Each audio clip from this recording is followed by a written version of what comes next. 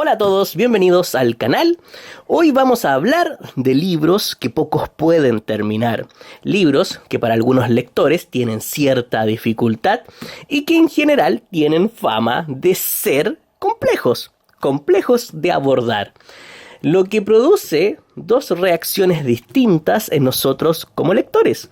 O lo tomamos como un desafío y vamos por ellos y los enfrentamos y los leemos, o les tenemos más respeto y esperamos un mejor momento, esperamos a estar más preparados para abordarlos. Yo he tomado los dos caminos. Hay libros a los que decidí enfrentarme a modo de desafío y por el deseo, por la gran curiosidad que tenía de leerlos, y otros que todavía no los leo porque les tengo mucho respeto y aún espero el momento adecuado para indagarlos, para leerlos, para explorarlos. Los dos caminos para mí son válidos, muy válidos. Yo creo que cada lector debe esperar su momento indicado. Y cuando hay curiosidad y hay deseo, hay que ir por el libro. No debemos esperar cuando tenemos ese deseo, esa ansia, esas ganas, esa curiosidad. Bien, he hecho muchos videos cortos de este tema en distintas redes sociales. Y siempre me llegan muchos comentarios cuando digo libros difíciles de leer, libros que pocos pueden terminar. Y la pregunta que siempre ronda, porque en el video corto no me explayo de forma extensa, solamente muestro los libros, es ¿qué tienen de difíciles? Y esa es la idea de este video, del video de ahora, de explicar un poco qué es lo que tienen de complicado. Y puede ser, sí, que si las personas se enteran cuáles son los factores o los elementos que complican la lectura de estos libros, les tengan menos miedo y puedan abordarlos mejor. O simplemente sigan esperando su momento y se preparen mejor. O que también lo tomen como un desafío, como les decía. Muchas veces en esos videos de formato corto, me ponían en los comentarios: ¿acaso me estás desafiando? ¿Esto es un desafío?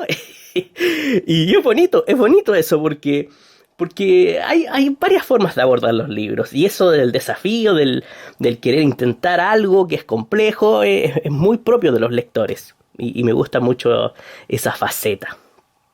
Así que espero que este video les guste.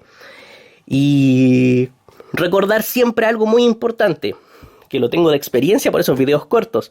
Esto es muy subjetivo. No es lo mismo difícil para una persona que difícil para otra persona. Cada uno tiene un concepto diferente de lo que puede ser difícil un libro. Lo que es difícil para algunos, para otros quizás no lo es. No denoten a los demás. No se peleen entre ustedes. Seamos buenas personas y entendamos al otro. ¿Ah? No esperemos a decir, porque siempre llegan en estos videos a decir: yo me leí todos estos libros en el jardín del colegio, en el kinder, y no me costaron nada. No falta ese tipo de comentarios. Bien, empezamos. Me dejo de hablar. Bien, el primer libro de esta lista, y que si ustedes revisan en listas de internet, hay listas de internet donde dicen cuáles son los libros más difíciles que las personas nunca terminan. Uno de ellos es Guerra y Paz, de Lev Tolstoy, que ya intimida un poco por en esta edición, 1840 páginas. Es una novela muy larga, muy extensa. Entonces ya impone algo de respeto. Las personas sienten un poco de miedo. Y como les decía, otras lo ven como un desafío. Pero no es solo una novela larga. Eso no es lo que lo hace compleja, sino que también avanza despacio. Tolstoy se detiene, por ejemplo, en gestos, se detiene en los pensamientos, se detiene en las cenas, en los bailes, se detiene en las marchas militares, en las reflexiones filosóficas. Tolstoy sigue el tiempo del ser humano, no es un tiempo cinematográfico, sigue el tiempo real humano, y eso hace que el libro sea largo y que avance despacio. Porque no acorta procesos Tolstoy, no, los sigue. Él no acorta los procesos, no los dinamiza, sino que los sigue atentamente, respeta el proceso de los personajes. Por eso quien espera siempre una trama en movimiento para este libro puede frustrarse.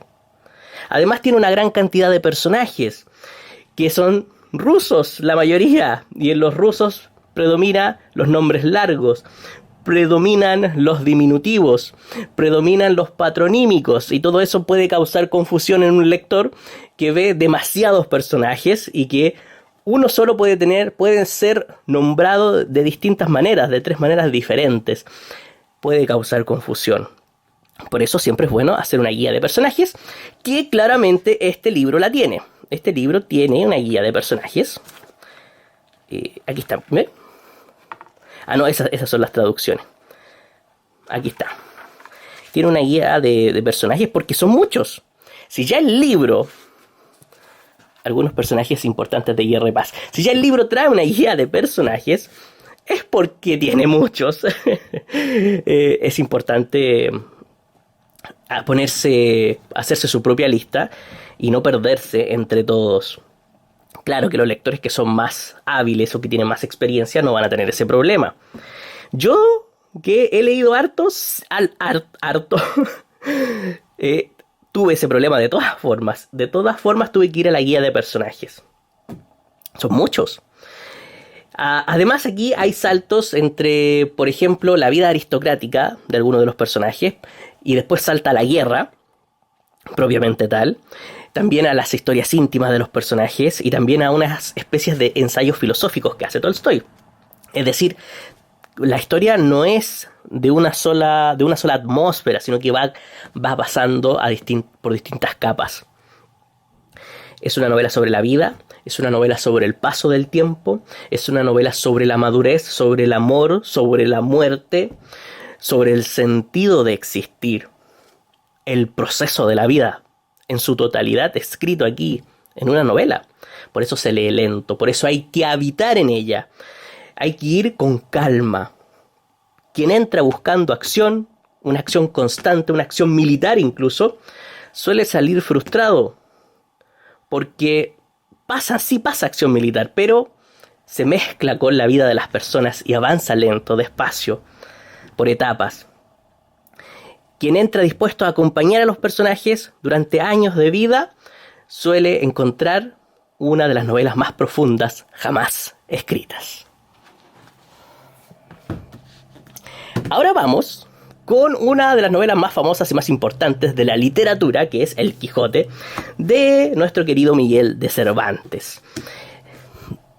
Aquí hay mucha gente que discrepa, que tú le dices, El Quijote es una de esas novelas que pocos pueden terminar. Y yo me dedico a ver bien los comentarios de todos esos videos, y hay gente que se lee El Quijote sin ningún problema, y lo entiendo, porque no es una novela compleja. Yo no la encuentro compleja. Pero hay gente que está lleno de testimonios en esos comentarios de gente que dice no pude con El Quijote, lo tuve que dejar. Entonces sí tiene algo que puede causar que las personas abandonen su lectura. Por ejemplo, algunos dicen no, es que es un español antiguo que cuesta leer. Es que no es un español antiguo, me corrigen en comentarios cualquier cosa, sino que sí es un español moderno, si no sería definitivamente inaccesible. No, es un español moderno, pero es un moderno temprano, en una etapa donde ya se acerca mucho al español actual, por eso podemos leerlo, pero tiene diferencias notables en vocabulario, en ortografía, mezclando habla culta renacentista, como la de Don Quijote, con una habla popular y rural como la de Sancho Panza o los campesinos. Entonces, hay una sintaxis más larga, hay un léxico que hoy está en desuso y que aquí está.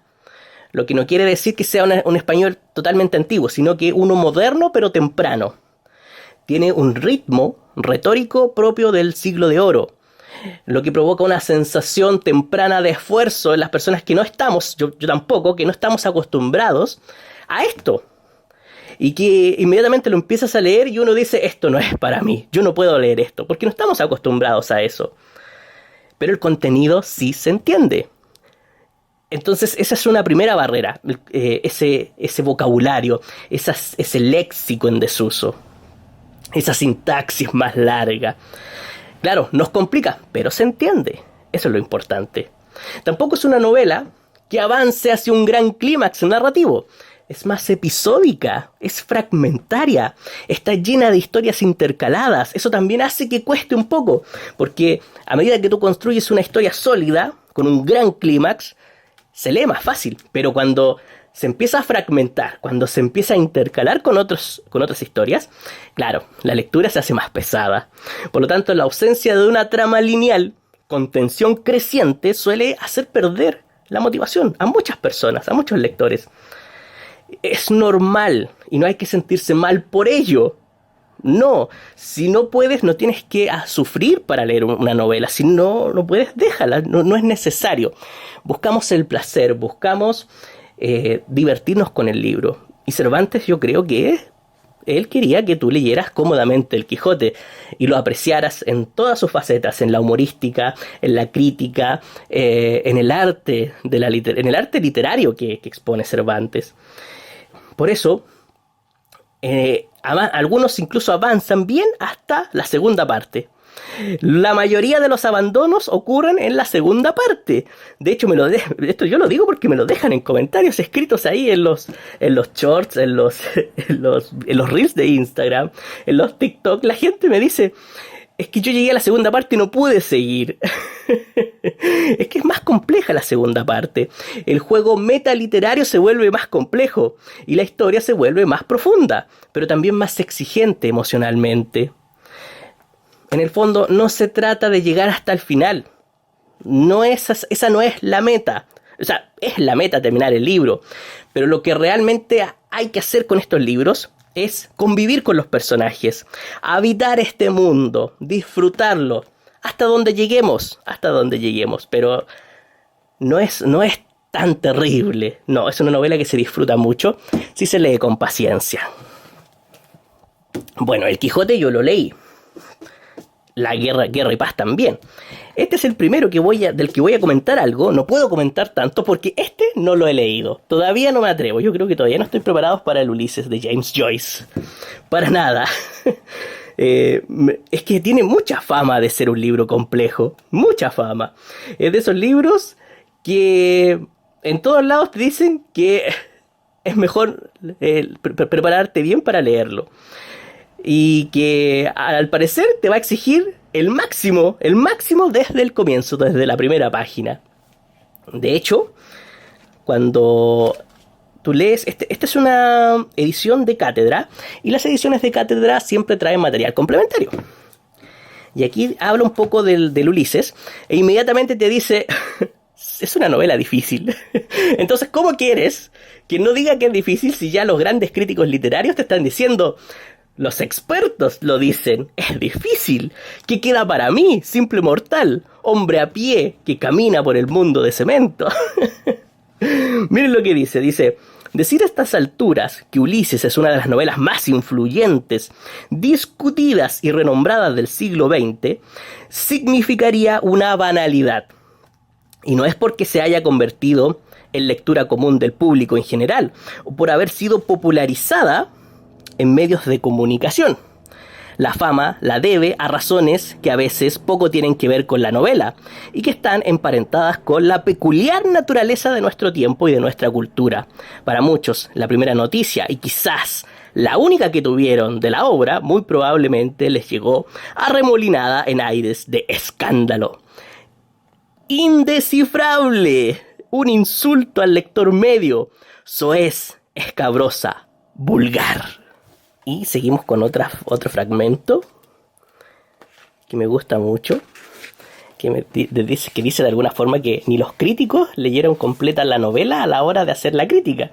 Dice, había también otros matices que, aunque con menor insistencia, también señalaban los primeros comentaristas.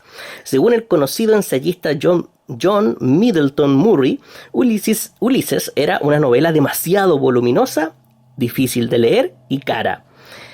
A juzgar por el contenido de algunas críticas, sus autores se saltaban páginas y episodios completos Y en justificación aseguraban que el libro hubiera quedado mejor reducido a la mitad.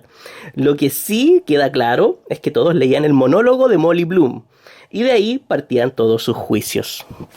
Ni los críticos se leían la obra completa. Por Dios, ¿cómo me la voy a leer yo?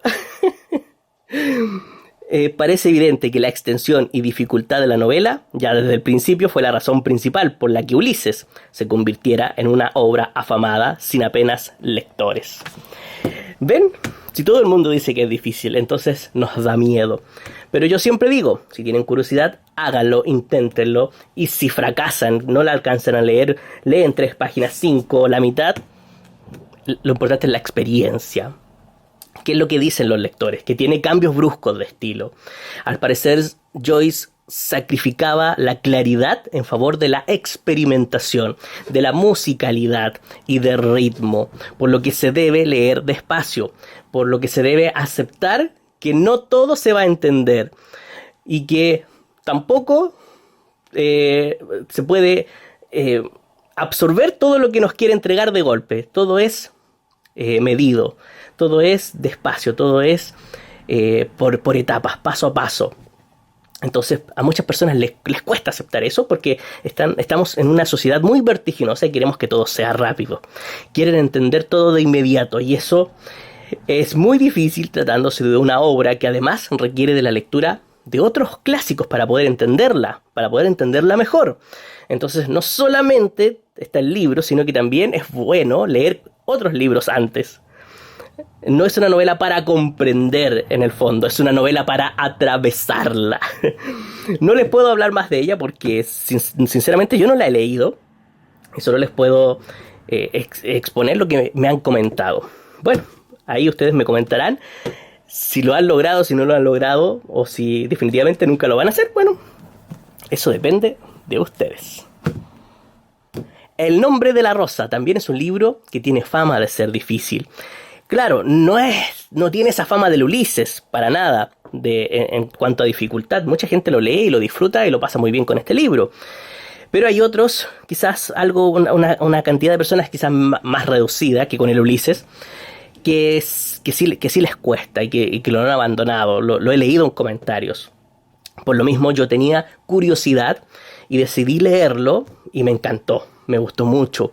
Pero al mismo tiempo comprendí por qué a otras personas se les puede hacer difícil y definitivamente lo abandonan. En primer lugar, es que promete ser, si tú lees un poco esto, la sinopsis que trae los libros o algunas reseñas, pareciese que promete ser un thriller medieval ágil, al estilo de la novela clásica policial, con muchos misterios, incógnitas, y las personas empiezan a leer el libro con avidez y de repente se encuentran con un ritmo lento, con mucho contexto histórico, con mucho contexto teológico, bastante denso, lo que sin duda enriquece mucho la novela, sí, la hace muy interesante, pero produce que muchas personas lo abandonen. De hecho, Umberto Eco lo confirma aquí, en el mismo libro, por lo menos en mi edición, viene algo que se llama apostillas al nombre de la rosa, que son comentarios que hace Umberto Eco sobre su libro. Y una de las cosas que Umberto Eco dice es que él trata de incluir este contexto histórico, religioso, social de la época, pero no quiere hacerlo tan a la fuerza, quiere que salga natural. Y para eso él aborda el relato, el narrador, él quiere que el narrador sea un típico cronista medieval. Y lo logra muy bien, logra ir colocando este contexto, no de golpe, no logrando una desviación muy grande. De hecho aquí lo dice: Atso también me sirvió para resolver otra cuestión. Atso es su protagonista, su personaje principal y narrador. Dice, hubiese podido situar la historia en un medioevo en el que todos supieran de qué hablaba. Si en una historia contemporánea un personaje dice que el Vaticano no aprobaría su divorcio, no es necesario explicar qué es el Vaticano y por qué no aprueba el divorcio. En una novela histórica, en cambio, hay que proceder de otro modo, porque también se narra para que los contemporáneos comprendamos mejor lo que sucedió y en qué sentido lo que sucedió también nos atañe a nosotros. Claro, hoy en día si tú hablas de divorcio y de Vaticano, todo lo entendemos, pero en esa época si hablas de distintas congregaciones religiosas diferentes, abadías distintas, todo lo que corresponde a esa época, nosotros los contemporáneos no lo sabemos bien. No tenemos profundidad en ese conocimiento histórico. Entonces dice, el peligro entonces se plantea. Entonces él tiene que incorporar este contexto y dice, el peligro que entonces se plantea es el del salgarismo. Los personajes de Salgari huyen a la selva perseguidos por los enemigos y tropiezan con una raíz de baobab. Y de pronto el narrador suspende la acción para darnos una lección de botánica sobre el baobab. Ahora eso se ha transformado en un topos, entrañable como los vicios de las personas que hemos amado. Pero no debería hacerse, claro. Entonces Umberto Eco quería evitar esas digresiones. Y nos dice, entonces él las va intercalando, las va agregando con este narrador de la época que va explicando al mismo tiempo lo que va sucediendo. Y eso a mucha gente le cuesta mucho. Dice, pero también había otro motivo para insertar los extensos pasajes didácticos. Después de haber leído el manuscrito, los amigos de la editorial me sugirieron que acortase las primeras 100 páginas, porque les parecía que exigían demasiado esfuerzo y se leían con dificultad. Sus editores, las personas de la editorial le dijeron a Umberto Eco, Humberto, las 100 primeras páginas son muy difíciles, a las personas se les va a hacer pesado y van a abandonar el libro. ¿Y qué es lo que dice Umberto Eco? Dice, no vacilé en negarme, porque sostuve, si alguien quería entrar en la abadía y vivir en ella 7 días, tenía que aceptar su ritmo. Si no lo lograba, nunca lograría leer todo el libro. De allí la función de penitencia, de iniciación que tienen las primeras 100 páginas. Y si a alguien no le gusta, peor para él, se queda en la falda de la colina. Qué importante esto que dice Umberto Eco. Es que tú tienes que agarrar el ritmo de la novela. Y si no lo agarras desde el inicio, desde esas 100 primeras páginas, no la vas a poder terminar. Y por eso él se negó a editar esas primeras 100 páginas. Entrar en una novela, dice Umberto Eco, es como hacer una excursión a la montaña. Hay que aprender a respirar, coger un ritmo de marcha. Si no, todo acaba enseguida. Qué tanta sabiduría, ¿verdad? Sí. Aquí el mismo Umberto Eco nos está diciendo que El nombre de la rosa sí es un libro difícil y que hay que abordarlo con calma, hay que encontrarle el ritmo. Y en el fondo, la erudición que él coloca aquí ralentiza la intriga que toda la gente busca, porque se detiene a explicar los símbolos, a introducir estas digresiones históricas que están muy bien entrelazadas con la historia, pero aún así el texto se hace lento, diluyéndose el suspenso, lo que provoca que la historia principal pase a un segundo plano en algunas ocasiones. Es decir, la resolución de ese misterio que va aquí como argumento principal. Además, el hecho de imitar la crónica medieval y utilizar muchas frases en latín hace también que la historia se vuelva más difícil y más indescifrable para un lector primerizo. Claro, porque hay muchas frases en latín. Y lo peor es que en muchas ediciones esas frases en latín no están traducidas a pie de página. No hay un pie de página que diga lo que significa tal frase en latín y les corta la lectura. No fluye. Entonces el lector tiene que parar, ir a internet y traducir la frase. Entonces eso te dificulta todavía más quedarte aquí dentro de la historia, poder habitar dentro de ella. Sí, es difícil. En el caso de mi edición, sí trae las traducciones en latín, pero las trae al final del libro. Al final, aquí por ejemplo, sí las trae. Traducción y breve comentario de los textos latinos que aparecen en El nombre de la rosa de Umberto Eco. Y aquí está todo el asunto. Pero aún así, tú estás aquí en la página tanto y tienes que ir hacia atrás y buscar la página 190, por ejemplo, y ver qué es lo que decía la traducción del latín. Eso también te corta la lectura. Entonces, si van a abordar El nombre de la rosa, recuerden siempre encontrar una edición que tenga las traducciones en latín. Y recuerden que Humberto Eco los desafió y que les dice que si no pueden con las primeras 100 páginas, es mejor que se queden en la falda de la colina y no se preocupen por subir el resto, porque no van a llegar a la cima. Ahora vamos con La Divina Comedia. Es un libro que todavía no me atrevo a leer, no solo por su fama de complejo y por el largo historial que tiene de abandonos, sino porque sé que me encontraré con un poema épico, y la poesía no va conmigo. Definitivamente me cuesta leerla, me cuesta conectar con ella, y más aún si es un poema medieval tan largo y sostenido como La Divina Comedia. De alguna forma, el conocernos bien nos ayuda a prepararnos mejor para algunos libros. Y yo todavía no me voy a leer la comedia hasta que me sienta preparado, hasta que tenga ganas y deseos de entrar a un poema. Un poema que definitivamente siempre va a tener un tono solemne, que siempre va a tener una sintaxis compleja, que siempre va a tener un vocabulario elevado, y en el caso de La Divina Comedia, por lo que he leído en comentarios, tiene muchos personajes históricos y que te va a exigir demasiado conocimiento y mucha concentración.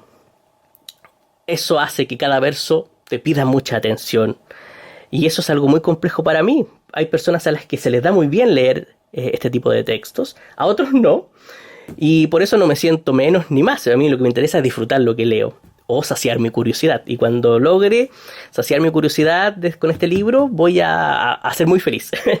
Pero por el momento está en pausa, no lo voy a leer. En los comentarios que me han dejado sobre este libro, los lectores casi siempre dicen que les va bastante bien con la primera parte. Que aquí tengo, por ejemplo, tengo el índice. Por aquí tengo el índice.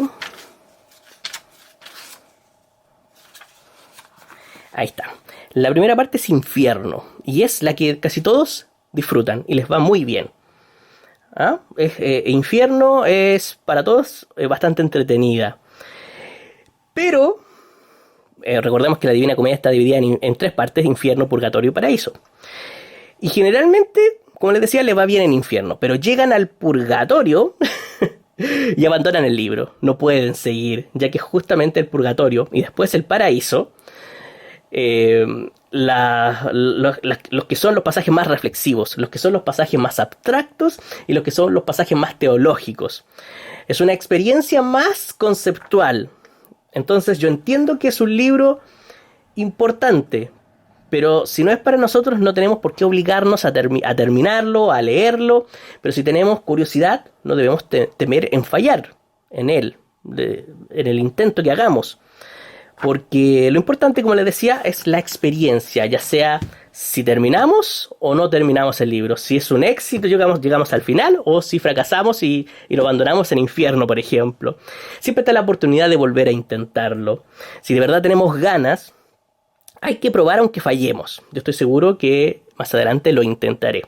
No puedo darles más o decirles más cosas de por qué es complejo, salvo por lo que les comentaba de que se trata de un poema épico, pero en el fondo sí tiene esa fama de ser un libro complejo, La Divina Comedia.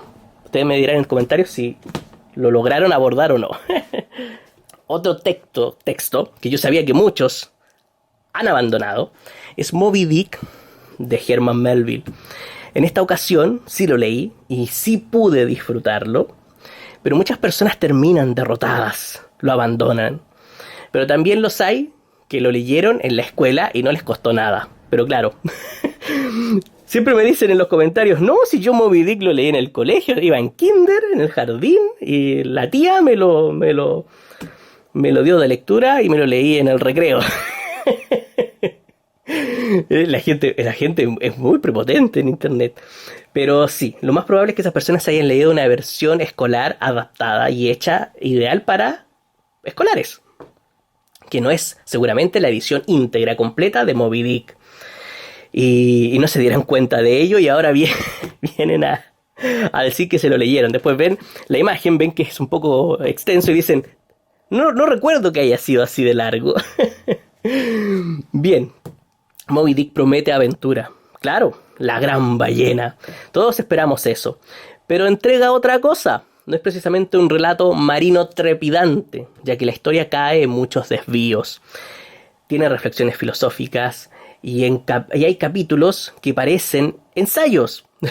Yo creo que ahí está el gran problema para los lectores, las famosas digresiones, que te cortan la historia principal para hablarte de otras cosas menos interesantes, como la anatomía de la ballena, como la historia de la caza de la ballena, o las clasificaciones científicas o técnicas. Eso puede ser muy desalentador para un lector que está pendiente de la historia principal. Entonces te aleja de la lectura convencional, de lo que estamos acostumbrados a leer, ya que estos ensayos o textos técnicos en el fondo son importantes para el todo, porque hay que ver que la novela es un todo y no solamente una historia que va a tener su argumento principal y ese hay que seguir. No, los ensayos están ahí para ser parte de un todo. Y el lector debe integrarlos a través de su experiencia total con el libro. La novela es entonces exigente. Además, tiene un lenguaje muy simbólico.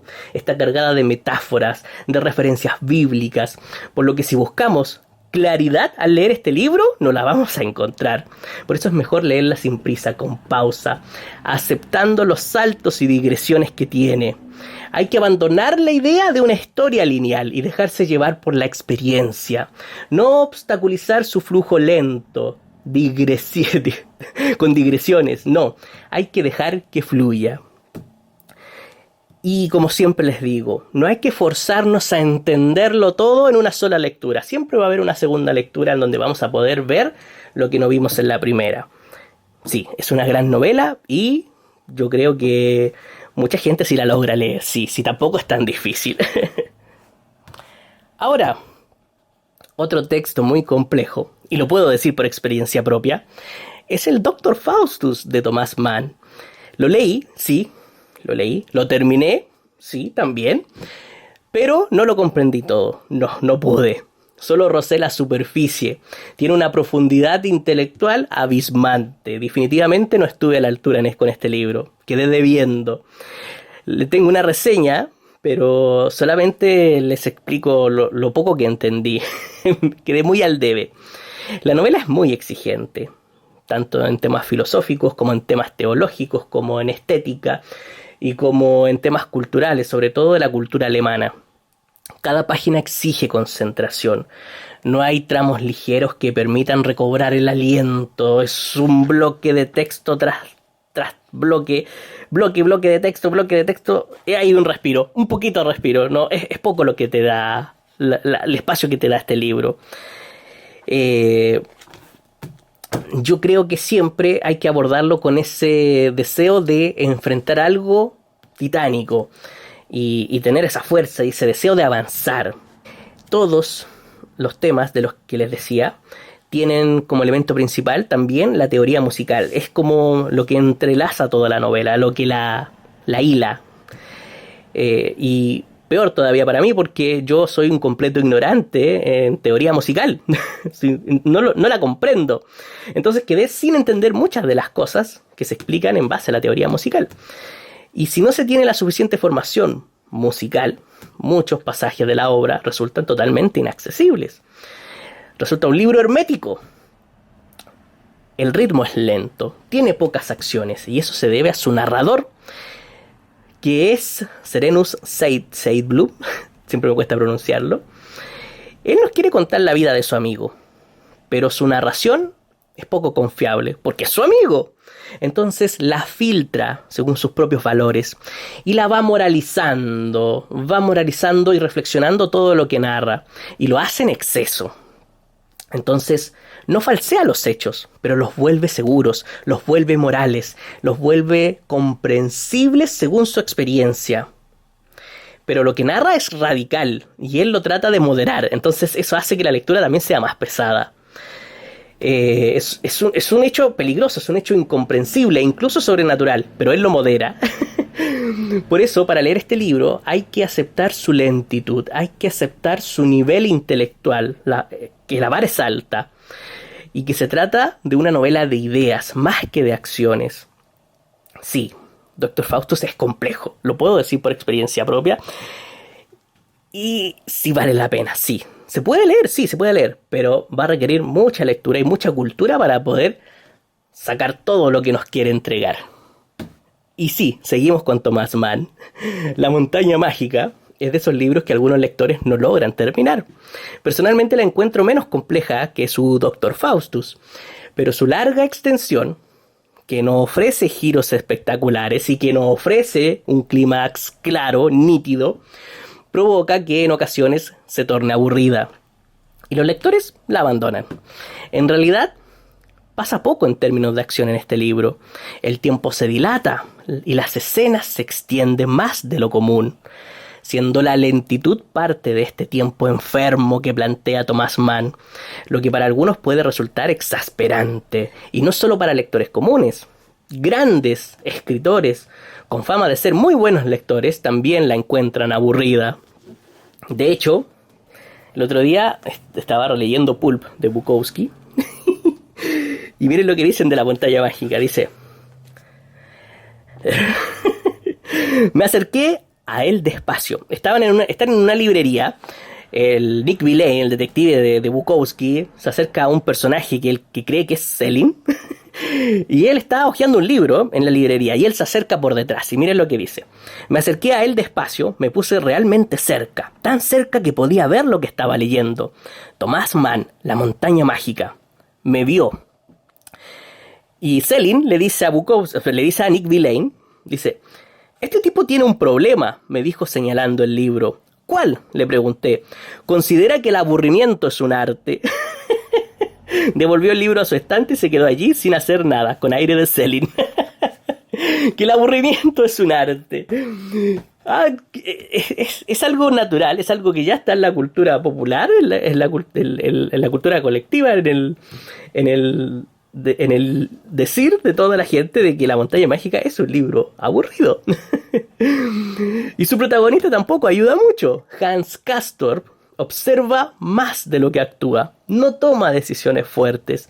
Y además es una novela de aprendizaje, por lo tanto el personaje va a aprender, pero aprende lentamente, lo que suprime más la sensación de avance, que incluso se refuerza por el ambiente monótono donde se realiza la novela, donde se desarrollan los hechos, que es un sanatorio en la montaña para enfermos. Es un ambiente cerrado, es un ambiente lleno de rutinas que imprimen en el lector la sensación de repetición. En un sanatorio todos los días es lo mismo. La comida a tal hora, los remedios a tal hora, la visita del doctor a tal hora. Todo es repetitivo. Me recuerda al desierto de los tártaros. Si han leído ese libro, lo van a poder comparar porque ahí también el dilema es el tiempo. Por ello, no hay que abordar este libro con ansias, sino con calma, con mucha paciencia, como les decía, con deseos de habitar en él y de convivir con los personajes. Es la única manera. Te tienes que quedar en el sanatorio. Tienes que ir y quedarte ahí, con ellos. No pienses que vas de paso, como Hans Castorp. Vas a ir de paso, pero al final te vas a quedar. Ok, siguiendo con esta lista. Rayuela, de Julio Cortázar, es un libro bastante especial porque propone una dinámica lectora diferente. Dice que hay dos formas de leer, ya sea de leer este libro, ya sea siguiendo un tablero de dirección o utilizar el modo tradicional, con la intención de generar un lector activo. Eso es lo que buscaba Cortázar con este libro. No un lector que se quede pasando las páginas automáticamente, adormecido en el sillón y no prestando atención. Esto ya le da un toque distinto y puede incomodar a muchos. Pueden abandonarlo por eso, sí, pero no es la principal causa de abandono. Yo creo que la mayoría se adapta y muy bien a esta dinámica lúdica que propone Cortázar. Pero lo que en realidad creo que puede hacer que un lector abandone este libro es que no se entiende todo lo que el autor quiere expresar, ya que muchos capítulos de Rayuela exigen cierto bagaje intelectual, otros no tanto. Por eso muchas personas tildan este libro de pretencioso. Y o que les cae mal el personaje principal, cómo se expresa, sus ideas y todo eso. Y no quiere decir que el libro sea difícil, sino simplemente que si un personaje te cae mal, tampoco sigues leyendo el libro. Algunos lo abandonan por eso. Sí, pasa. Entonces, si hay capítulos que te exigen cierto bagaje intelectual que pueden ser más difíciles y otros que no son para nada difíciles, que son súper amenos, que tú puedes seguir la historia principal muy bien, genera un contraste. Rayuela tiene esa virtud, o podría decirse también esa especie de maldición de ese contraste. Porque también los capítulos funcionan como cuentos individuales. Entonces, si funcionan de dos formas, de manera individual, pero también conjunta, lo que causa que cuando un lector no entiende algo en un capítulo, no solo no entiende el capítulo en sí, sino también su relación con el todo. Entonces empieza a llenar la historia de huecos, de pedazos de desinformación. ¿Qué nos estamos perdiendo? Los lectores sienten que algo se está perdiendo. Siempre hay un meme por ahí que dice, aparece una persona llorando y otro lo abraza y le dice, ¿qué te pasa? Es que no entendí, Rayuela, dice el meme. En el fondo los lectores de alguna forma quieren entenderlo todo, pero Rayuela propone un juego que incluso nos invita a no necesariamente entender todo. Hay que aprender a soltar y no querer comprender hasta la última idea de un libro. Hay que abordar los libros con menos presión. Abordarlo incluso desde la misma perspectiva que propone Cortázar en el libro, la perspectiva lúdica. Lo propone el mismo libro, y si tú le sigues el juego, yo siempre he propuesto que incluso puedes leer Rayuela utilizando capítulos al azar. Escogiendo cualquiera, abriendo el libro en cualquier parte y leyendo un poco de algo. Hay que tratar de ser menos riguroso con la lectura de este libro. Es una opinión personal. Ahora, el libro que sigue no lo he leído ni tampoco lo tengo en el librero, pero siento que es importante en esta lista porque me lo mencionan en los comentarios constantemente en esos videos donde digo estos son los libros que pocos pueden terminar. Cuando se habla de libros imposibles, hay que hablar también de este libro. Y sí, también es de James Joyce. Por eso tengo aquí la fotografía del libro. Al cual no le bastó con escribir una sola obra críptica, como el Ulises.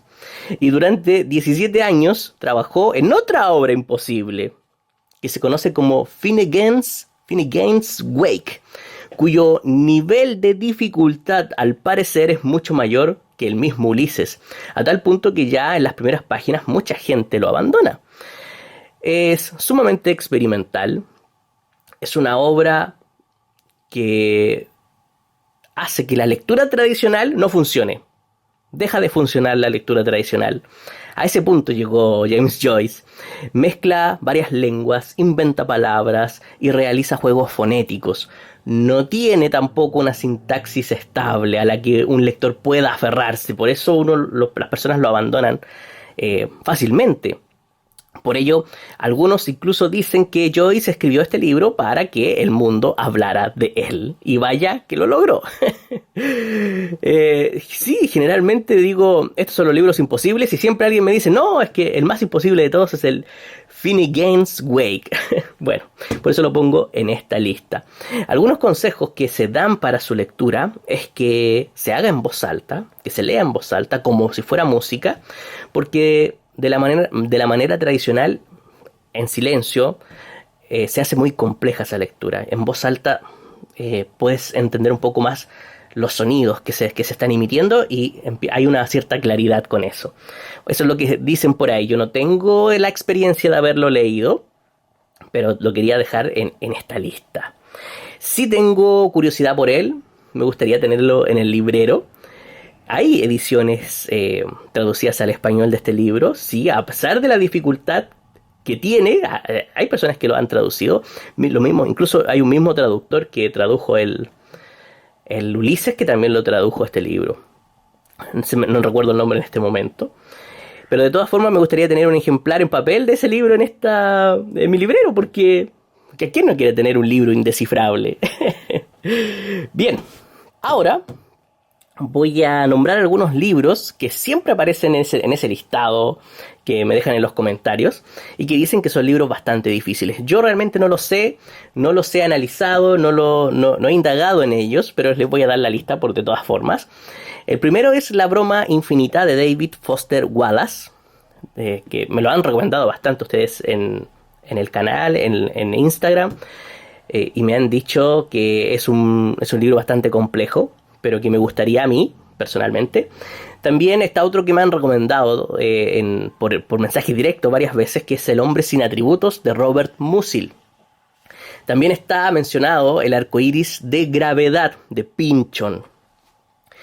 Obviamente, En busca del tiempo perdido, de Proust, que no creo que sea un libro tan complejo, pero sí largo. El problema es que son 7 libros. Eso lo hace complejo.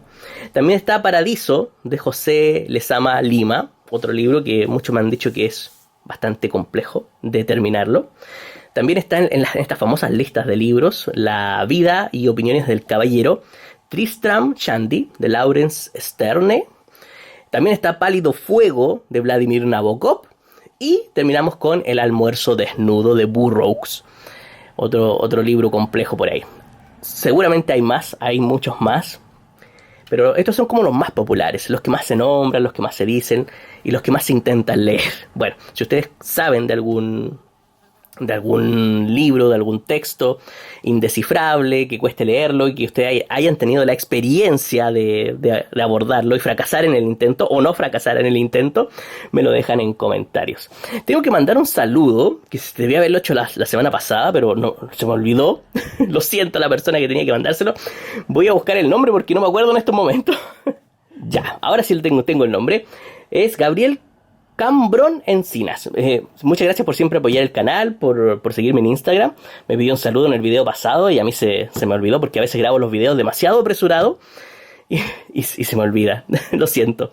Bien, espero que les haya gustado este video y nos vemos la próxima semana.